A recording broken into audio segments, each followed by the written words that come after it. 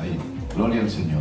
Dice así la palabra: vinieron entonces los siervos del padre de familia y le dijeron: Señor, ¿no sembraste buena semilla en tu campo? ¿De dónde pues tiene esta cizaña? Él les dijo: un enemigo lo ha hecho. Y los siervos le dijeron: ¿quieres pues que vayamos y lo arranquemos? Y les dijo: no, no sea que al arrancar la cizaña arranquéis también con ella el trigo. Dejad crecer juntamente lo uno con lo otro hasta la siega. Y al tiempo de la siega yo diré a los segadores: recoged primero la cizaña y atadla en manojos para quemarla, pero recoged el trigo en mi granero.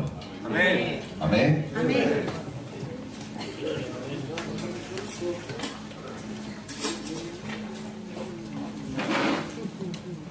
Bueno, voy a compartiros unos minutos de la palabra, nada más. Gloria al Señor.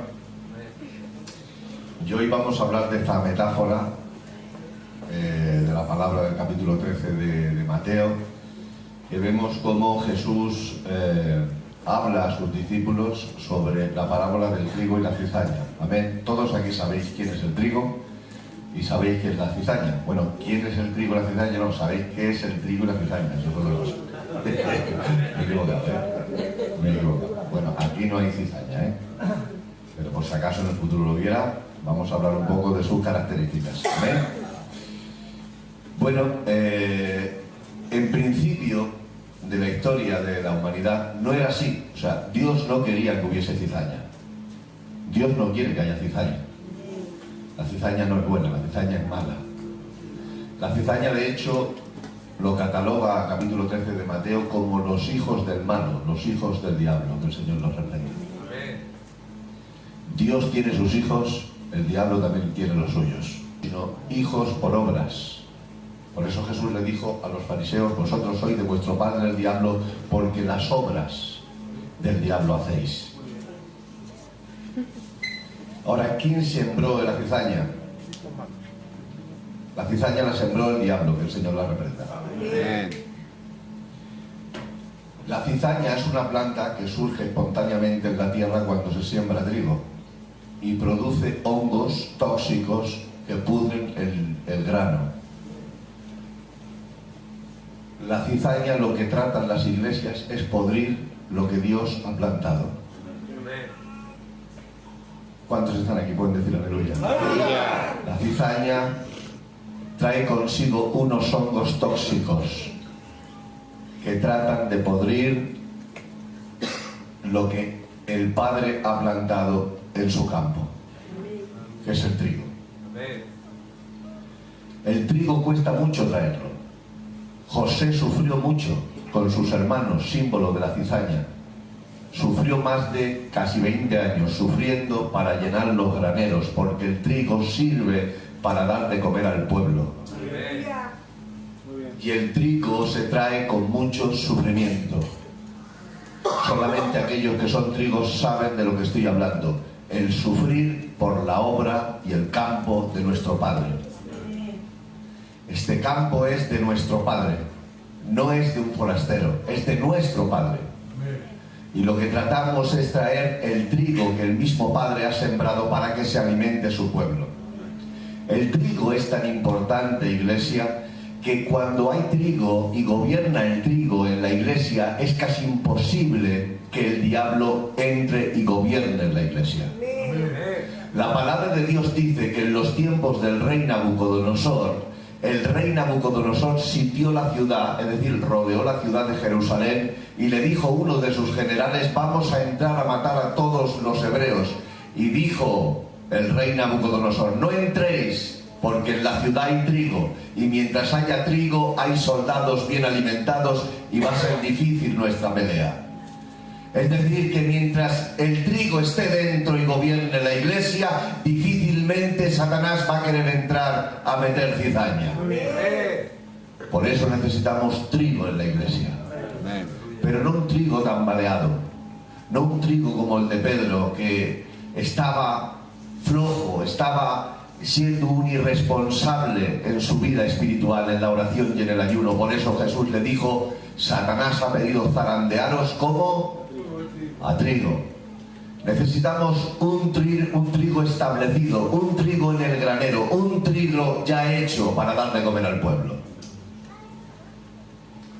Vamos a hablar de esta metáfora y en 4 o 5 puntos vais a comprender cómo trabaja el trigo y cómo trabaja la cizaña dentro de la iglesia. En el capítulo 13 de Mateo, la Biblia nos cuenta y nos relata, sobre todo en el capítulo 28 de Isaías, verso 24, que dice que antes de sembrar se debe mover la tierra y rompe los terrones endurecidos. Antes de que Dios plante la semilla del trigo en la iglesia, el Espíritu Santo debe hacer un trabajo de ablandar los corazones. Porque hay corazones muy endurecidos. Hay corazones que resisten la palabra, que resisten el Evangelio, que no quieren convertirse, que no quieren orar, que no quieren ayunar. Es necesario la intervención del Espíritu Santo. El Espíritu Santo es el protagonista de la iglesia. No hay nadie más importante que el Espíritu Santo en la iglesia. Si no está el Espíritu Santo en la iglesia, perdemos el tiempo aquí. Porque si la alabanza es buena es porque el Espíritu Santo habita en la alabanza. Si la oración es buena es porque el Espíritu Santo escucha las oraciones. Si la palabra es necesaria es porque el Espíritu Santo le ha placido convertir las almas con la locura de la predicación. El Espíritu Santo es el protagonista de la iglesia. Aleluya. No quiere que haya hombres con tanto protagonismo. Muy bien. El protagonismo se lo tiene que llevar el Espíritu Santo. Ahora, Él siembra. Pero hay varias semillas en la iglesia. Voy a decir un par de ellas. Está la que está sembrada junto al camino, dice la palabra de Dios. Dice, la semilla que fue sembrada junto al camino, estos son los que no entienden la palabra. Satanás arrebata lo que fue sembrado. Es decir, hay gente en las iglesias que no se enteran de nada. No se enteran de qué va esto. Ellos vienen al culto, se creen que cantar los coros, hacer una oración y irse para casa, ya estarán cuentas con Dios. Se piensan que entrando aquí y no entendiendo nada, es que leo la Biblia y no me entero. Pero ¿cómo no te vas a enterar si el que te habla es el Espíritu Santo? El Espíritu Santo tiene boca y habla. No entienden ni valoran nada de lo que hay aquí, pero para nosotros esto es todo lo que tenemos. Muy bien. Para el trigo, este trozo de campo es lo máximo. Amén. Es donde expresamos lo que sentimos, morimos por esta obra. Esta obra lo es todo para nosotros, es nuestra herencia. Esto que la gente no valora, 4 bancos, una batería y un piano, que nadie valora, que nadie tiene tiempo para venir, para nosotros lo es todo. Gloria a Dios. Nosotros sentarnos, escuchar las alabanzas y que nuestra alma se rompa. Y escuchar su palabra, que es como agua, como rocío, que empapa nuestros corazones. Para nosotros esto es todo lo que tenemos. No tenemos plata ni oro, tenemos de Dios. Eso es lo que tenemos. No te puedo ofrecer nada. Vienes a mi casa, la nevera está vacía. Hay un huevo solo. Y el dancing de la niña. No hay más. Pero dentro está Dios. No necesito nada más, no necesito nada más. Puedo prescindir de la Marta, puedo prescindir de mis hijos, puedo prescindir de mi familia. De lo que no puedo prescindir es de Dios. Muy bien. Amén. Aleluya. Cuando uno conoce a Dios le cambia la vida por completo. Hay gente que anda ahí como si no conociera a Dios. Debemos andar como los que conocemos al Señor. Cuando eres pequeño y tienes meses o 1 año o 2 años, ya lo he dicho alguna vez, lo que más aprecias es el amor de tu madre. No hay amor más precioso que el de una madre. La madre se levanta por las mañanas, por las noches y tiene esa paciencia de cuidar al niño. Nosotros no podemos, ¿sí o no? No tenemos esa capacidad. Nos dejan al niño un día y le tiramos por la ventana. Nos volvemos parricidas. Pero luego cuando tienes 7, 8 años empiezas a ver a tu padre como un héroe. Tu padre lo es todo. Le imitas en andar, en hablar, y quieres imitar a tu padre porque tu padre es un símbolo en tu casa. ¿Sí o no? Amén. Luego pasa el tiempo y vas valorando el amor de tus hermanos. Tus hermanos, mira, yo hace 15 todo el día cuidándole, mi hermano pequeño, le saco 7 años. Me parezca más viejo que yo, pero le saco 7 años. Predica 16 veces al día. Hoy le he estado regañando, así que no prediques tanto, hermano, porque se le ha torcido un poco la boca del estrés. Hermano, tienes que calmarte, el evangelio es tranquilo, no puedes forzar tanto la máquina. ¿No lo has hecho tú? No, yo no lo he hecho como tú. Y le regaño, hoy mismo le he estado llamando y regañando, porque el amor de un hermano no es de mentira, es un amor, es una unión verdadera. Tu hermano tiene frío y le das la chaqueta. Es tu hermano, entra a tu casa y le ofreces lo que tienes, es tu hermano. ¿Cómo puede haber hermanos que no se hablen? ¿Cómo puede haber hermanos que se vean por una calle y se pasen por otra? El Señor nos libre. Con lo grande que es un hermano. Un hermano, pues que habrá algo más que hermano. Nosotros somos hermanos. Por eso aquí no queremos a Caínes, ni a Esaú, ni a Saúles. Queremos a verdaderos hermanos unidos. Dijo David, cuán bueno y agradable es que los hermanos estén juntos en armonía. Amén. Pero luego más para adelante, cuando ya te haces mozo y conoces a ella, pues te enamoras de ella, ¿sí o no? ¿Cuántos enamorados están aquí? Benditos al Señor. Aleluya. Gloria a Dios. Hermanos sabemos, lo que no vemos son matrimonios. Gloria a Dios. Conoces a ella y empiezas a, entre comillas, enamorarte. Y ese enamoramiento parece de Walt Disney, ¿verdad? Parece que todo va a ser maravilloso hasta que ella se convierte en el monstruo del lago Ness y te das cuenta que era toda mentira y que era una fábula. Pero te enamoras y vas juntos y te vas a cenar para arriba y para abajo y para... Una maravilla, ¿verdad? Una unión preciosa, el matrimonio de Dios. Matrimonio bíblico, hay que estar juntos. Pero luego te das cuenta que nace tu niño y te das cuenta que ningún amor es comparable. Tu hijo lo es todo. Porque un hijo lo es todo, das tu vida por él. Hace poco vi un vídeo como un padre tenía un hijo que estaba mal del corazón, era pequeño todavía y le dio el suyo, le iba a dar el suyo y grabó un vídeo hablando con su hijo para que supiera que había tenido un padre que había dado su corazón por él. Es impresionante experimentar tantos amores en el tiempo, el de una madre, de un padre, un hermano, una esposa, un hijo, pero llega un día que pasa uno que se llama Jesús y te llama y te das cuenta que ni el amor de un padre, ni una madre, ni un hermano, ni una esposa, ni un hijo juntos se puede comparar al amor que se le tiene a Jesucristo. ¡Aleluya!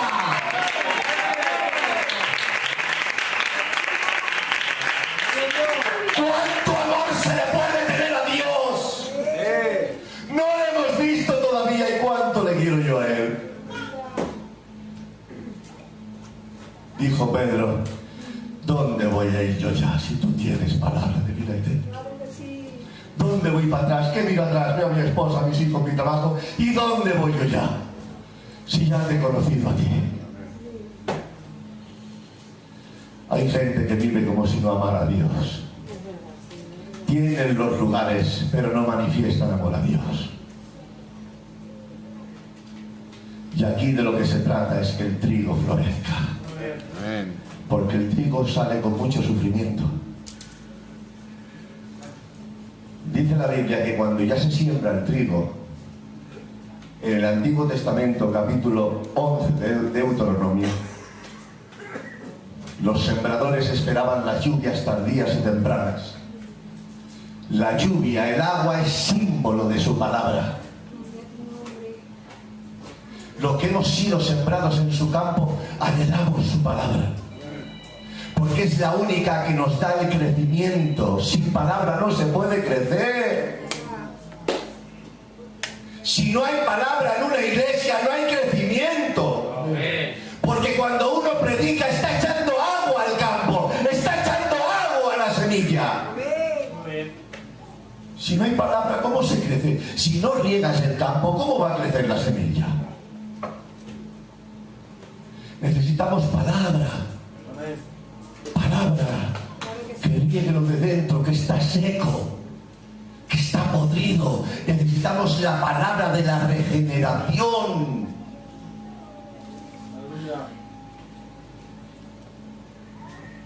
Luego el grano sufre una metamorfosis. Sabéis que el grano muere, ¿no? Cuando una semilla de trigo se siembra y cae el agua, cae la lluvia, eso está comprobado científicamente. La fisonomía del grano tiene un cuerpo. Tú la miras y tiene una fisonomía. Cuando tú entierras el grano, dentro de una forma milagrosa, porque una persona cambia de una forma milagrosa. Porque el hombre no puede cambiar por sí mismo, necesita la intervención del Espíritu Santo. Es un arquitecto, es un especialista en cambiar mentes. Hace de gadarenos hombres evangelistas. Un gadareno, 6.000 demonios, viviendo en un cementerio y viviendo desnudo, rompía las cadenas de la fuerza que tenía. ¿Pero qué tendrá Jesús? Aleluya. Te doy una oportunidad. ¿Qué tendrá Jesús? Que del gadareno le hizo que se sentara vestido limpio y cuerdo y diciendo: quiero seguirte, Jesús. Aleluya, gloria a tu nombre, Señor. Qué grande es el Espíritu Santo. Que valoramos las cosas de fuera, lo que hace un arquitecto, lo que hace un futbolista, pero lo que hace Dios, que ha cambiado tu vida, que te ibas al infierno, que nos íbamos al tostadero, que íbamos a vivir en un lugar eternamente con las puertas cerradas. Ha venido el Espíritu Santo, nos ha rescatado. Ya os lo dije otra vez, pero lo voy a decir hoy, porque lo siento con fuerza. Todos los de aquí nos íbamos al infierno. Alguien todavía no sabe qué es el infierno, ¿verdad? Es el llorar y el crujir de dientes. Cuando alguien entra al infierno, ya nunca jamás saldrá de ahí. Pasará 1 milenio, 2 milenios, 3.000 milenios, 25.000 millones de años ahí dentro. ¿Y por qué? Por 4 días aquí en la tierra merece la pena tanto sufrimiento. El Espíritu Santo ha venido a rescatarte. Amén. Estuve leyendo un artículo que ya lo he dicho aquí otra vez en la iglesia, pero hoy me llamaba otra vez la atención cuando leía la predicación. Sabéis que en la Alemania nazi tenía una especie de ejército llamado los SS, que se dedicaban a acoger a todos los judíos y a pelotonarnos en vagones de tren, y los llevaba a los distintos campos de concentración que había en la Alemania nazi en 1940 al 45. Y cuenta este hombre que estando dentro del vagón con sus niños y con su mujer, no tenían oxígeno. Este artículo lo escribe un judío que se salvó del genocidio nazi. Y dice este hombre que estando dentro del vagón con su niño y su mujer, escuchaba el llanto de sus niños que le agarraban de la camisa, que se asfixiaban. No había oxígeno para entrar. Su mujer gritaba, dice: yo tenía muchas ansias. Íbamos a morir sin hacer nada, dirección a un campo de concentración. Pero escuchemos una voz. La voz de Schindler. No sé si habéis visto la lista de Schindler. Este hombre era un empresario alemán que se dedicaba a salvar a judíos en la medida que podía. Y cuando veía los vagones llenos, les decía: déjame una manguera que los riegue porque así sufren más. ¿Qué va? Que lo hacía porque al menos darle un poco de oxígeno. Dice, y abrió el vagón, hizo que abriera el vagón diciendo que tenía una orden de salvar a algunos, pero él decía para matarlos él. Y dice, y me sacó a mí y a mi mujer y a mis hijos y nos salvó. Y cuando fuimos a su casa, dice, me arrodillé y le besé los pies. Se iban a morir mis hijos y él los había salvado. Y me decía el Espíritu Santo: Antonio, tú y tu mujer y tus hijos también estabais así. Yo y mi casa estábamos en un vagón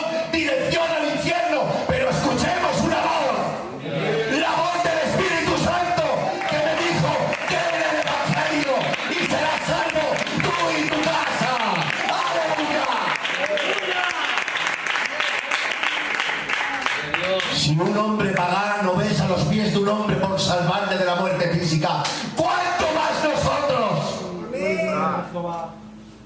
Quiero vivir una vida besando los pies de Cristo, con mis errores y mis fallos, con mis malos pensamientos y mis pecados, pero arrepintiéndome todos los días y llorando para que el Señor me perdone, porque lo que ha hecho Dios no lo puede hacer nadie. No hay nadie a tu alrededor, ni tu mujer ni tus hijos, nadie va a hacer lo que el Espíritu Santo ha hecho por ti. Por eso valora estar sentado ahí. Valóralo. Pero ¿por qué no valoramos estar sentados ahí si es la cosa más hermosa que existe? Eso es señal de que conoces a Dios, de que Dios está en tu casa. Dale un aplauso al Señor.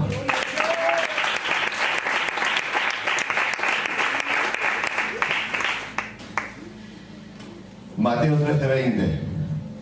Dijo Dios: dejar que crezcan juntamente la cizaña y el trigo. Es un misterio, pero para que haya trigo tiene que haber cizaña. Dejar que juntamente crezcan. Cuando veáis a un hombre de Dios o a una mujer de Dios, no anda lejos la cizaña. La cizaña está cerca, porque si no es imposible crecer, porque mandó Dios, es una orden, dejar que crezcan juntos. O sea, no puede crecer el trigo solo. Si tú has crecido es porque había cizaña cerca. No sé quién, no supiréis unos a otros, ¿eh? ¿Seré yo, Señor? ¿O será este? La cizaña suele coger mucho la predicación para el lado. La cizaña, cuando dice no debe haber mentirosos, dice amén.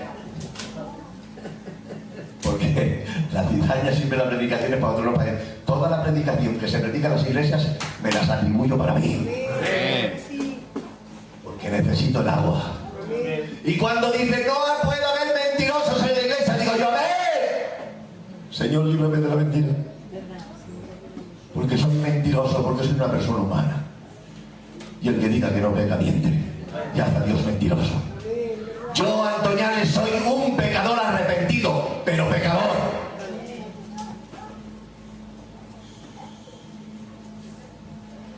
Mateo 13:26. Y cuando salió la hierba y dio fruto, cuando salió el trigo y dio fruto, entonces apareció también la cizaña. ¿Os dais cuenta? Con nada que das fruto, la mansedumbre, el amor, no lo pueden soportar la cizaña. La cizaña no puede ver que tú tengas amor. La cizaña no puede ver que tú quieras ayudar. La cizaña no puede verte orar todos los días. La cizaña no puede ver que triunfas en la iglesia. En el momento, dice Mateo 13:26, y cuando salió el trigo y dio fruto, ahí salió también la cizaña.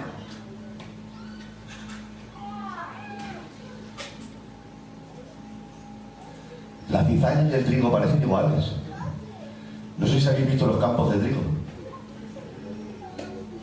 Tienen la misma figura, la cizaña y el trigo, con la única diferencia que como el trigo, la cizaña no lleva fruto, va erguida. La cizaña va así. Y el trigo, al peso del trigo, va doblado, va así. Esa es la diferencia que hay entre el trigo y la cizaña. Los orgullosos en la iglesia van erguidos porque son cizaña. El trigo, vamos inclinados porque vivimos humillados ante Dios. Y nosotros valoramos las cosas de Dios. Incluso sabemos perder. El trigo sabe perder. Había dos mujeres. Una se le muere el niño, a la otra no. Viven en la misma casa, dos habitaciones distintas. La madre que muere el niño, en vez de llorar a su niño y hacerle duelo, lo que se le ocurre ir a la habitación de la otra, dejar al niño muerto y llevarse ella al niño vivo. Pero ¿cómo tienes esas entrañas, cizaña? Dejas morir tu propósito por falta de negligencia de oración y no basta que no lloras por tu propósito, que quieres el de lo otro. Pero déjalo otro, que el niño es del otro. Déjale, que le ha costado mucho, que le ha tenido en su vientre 9 meses. No quieras lo que tú no has sufrido, que lo han sufrido otros. Porque el que es trigo sabe sufrir. Ha sido sembrado, ha muerto, ha crecido en medio de sol, de lluvias. Y esa mujer la ha tenido 9 meses en su vientre. Y la ha costado parirle. Porque ahora poner una inyección, ¿no? Es que antes no había. Antes era a base de tortazos. Y resulta que van donde el juez. ¿Quién es el juez? Menos mal que estaba Salomón. Dios quiera que siempre el que juzgue sea Dios en la iglesia. Porque sin darnos cuenta, hombres y mujeres de Dios que tienen fruto, los matamos y los echamos de la iglesia. Y nos quedamos con las cizañas sentados ahí. Todas las cizañejas cantando. Ahí tenemos un culto de cizaña. Un culto de cizaña no va. Pero si sois cabras. ¿No sabéis que en el juicio de las naciones Dios apartará los cabritos de las ovejas? Porque Dios no quiere que estén juntos. Dios quiere a sus ovejitas, a sus ovejas, en su campo, y que coman su alimento, porque son suyas. Pero las cabras que hacen ahí, se intenta camuflar las cabras, pero no puede, porque como tienen cuernos, y de eso yo soy una oveja. Mentiroso. Si tienes cuernos, se ponen, se plantan delante de Salomón. Y Salomón dice en la Biblia que dijo, mira, ya está, ya me habéis contado demasiado ya. Macario trae la espada. Le trae la espada, símbolo de la palabra. Que nunca falte la palabra de la iglesia. Le trae la espada. Dice, vamos a cortar el niño por medio.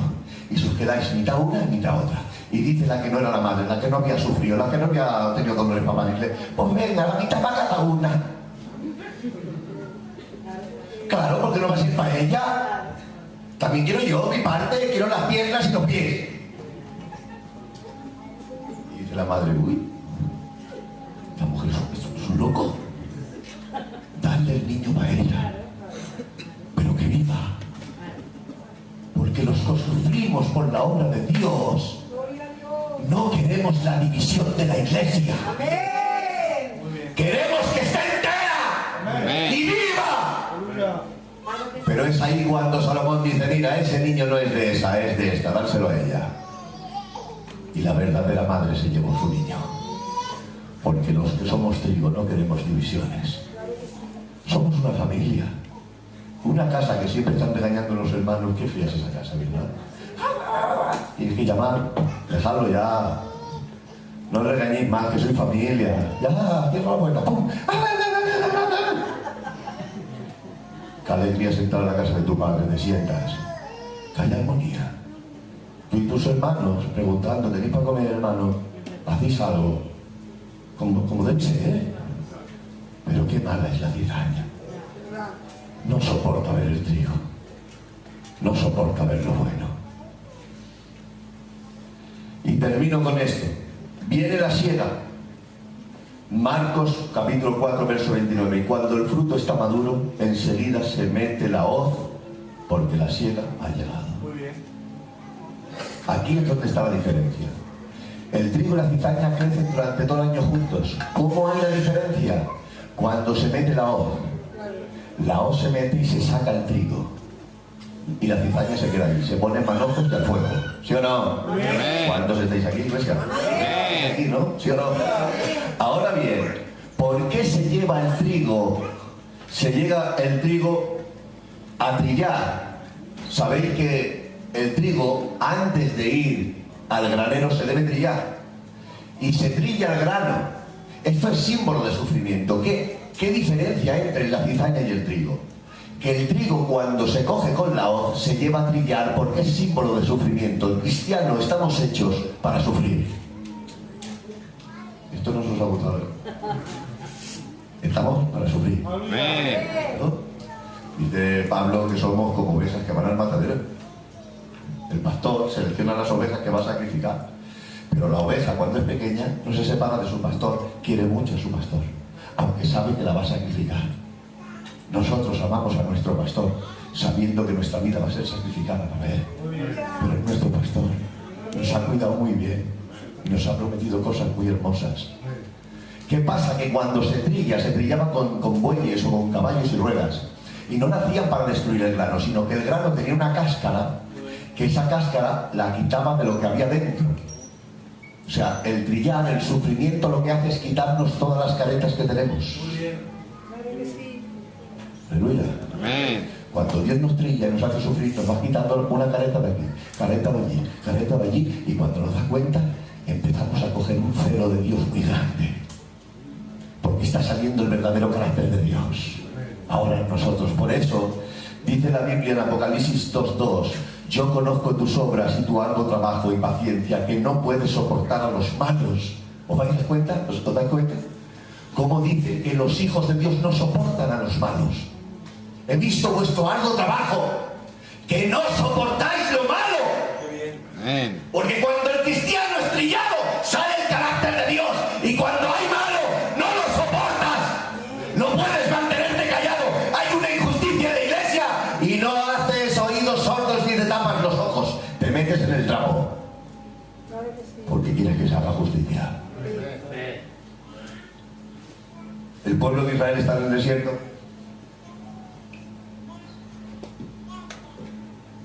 Y resulta de que se acampan ahí cerca de las fronteras de Moab. Los hebreos, que están un poco aburridos del desierto, se meten ahí en los campos de Moab y se dan cuenta que las moabitas son bellezones, muy guapas, sin Photoshop y sin de eso que ponen en el TikTok. De verdad, guapas de verdad. Y miraban para las hebreas, vale, ¿cómo te ven?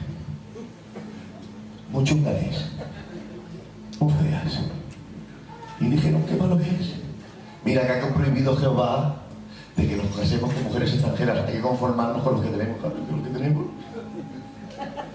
Está muy fácil decirlo. Pero es que mira las moabitas hermosas, de estas que salen en TikTok. Que esto es mentira. Que las ves en verdad y te puede dar un paro cardíaco. No sé lo que hacen, que parecen guapas. Pero resulta que se las trae. Estaba prohibido. Estaba prohibido, pero es que cuando te entra celo de Dios, cuando dice la aleluya, qué importante es que haya celo de Dios en la iglesia. Tiene que haber celo de Dios, porque si no tenemos celo de Dios, tenemos celo de ellas y de Dios no. Pero si se las lleva, no las devuelve. Si se llevan a ellas, no las devuelve. Lo traen en el dique. Y dice la Biblia que se empiezan a traer moabitas al desierto, al territorio hebreo, y resulta que estaba prohibido. Y le dice Jehová a Moisés, están incumpliendo mi palabra. ¿Ves donde los líderes de Israel? Y diles que los vas a colgar, que los vas a ahorcar. Y va Moisés y dice, mira, que os voy a traer un mensaje motivacional. Dios está contigo, tú eres un príncipe, tú eres... No, ahorcar a todos los que han desobedecido a Dios. No hace falta que me deis ofrenda. Ahora, hasta luego. Y los ahorcaron, pero Dios no estaba satisfecho porque seguían haciendo ese pecado. Y dice un día la Biblia que estaban en el atrio, estaban ahí en un lugar santo, donde nadie podía pasar de cualquier manera, que la persona que pasaba ese lugar se tenía que santificar, tenía que ayunar, tenía que lavarse, se tenía que ponerse vestiduras sacerdotales, tenía que saber dónde entraba. Y resulta de que estaba Moisés, Aarón, estaba Eleazar y Finés. Y dice la Biblia que los cuatro estaban orando diciendo, Señor, ¿cómo han cometido este pecado? Y de repente dice la Biblia que viene un hebreo con una moabita. De estos que entran a la iglesia en este cuarto. Que es la casa de Dios, que aquí hay que venir orando. Y dice que se pasó por el lugar santo. Y dice que mientras los cuatro oraban, dice la Biblia, y Finés levantó su cabeza y vio como ese hebreo entraba con la moabita. Y se levantó, cogió una lanza, los siguió hasta su casa y los atravesó. Qué importante es el celo de Dios en la iglesia. Si no amamos lo de nuestro Padre, ¿qué vamos a amar ya? Mira, hay veces que es fácil traer a la gente del mundo a la iglesia, pero qué difícil es sacar el mundo de los corazones de muchos que están en la iglesia. Porque la mujer de Lot salió de Sodoma, pero su corazón estaba en Sodoma. Por eso se convirtió en una estatua de sal, porque las iglesias están llenas de estatuas. Necesitamos hijos de Dios. Amén. Trigo. Necesitamos que este pequeño granero esté lleno de trigo. Amén. Para dar de comer a los que están fuera. Que los de fuera están pasando hambre. Dice que José, con esto termino, más de 20 años sufriendo, llenó los graneros con mucho sufrimiento. Y luego vinieron los pueblos alrededor y José tenía para darlos de comer. Santo Domingo, vamos a llenar nuestros graneros. Que haya trigo para la gente que tiene hambre. Amén. Que Dios nos bendiga. Un aplauso para el Señor.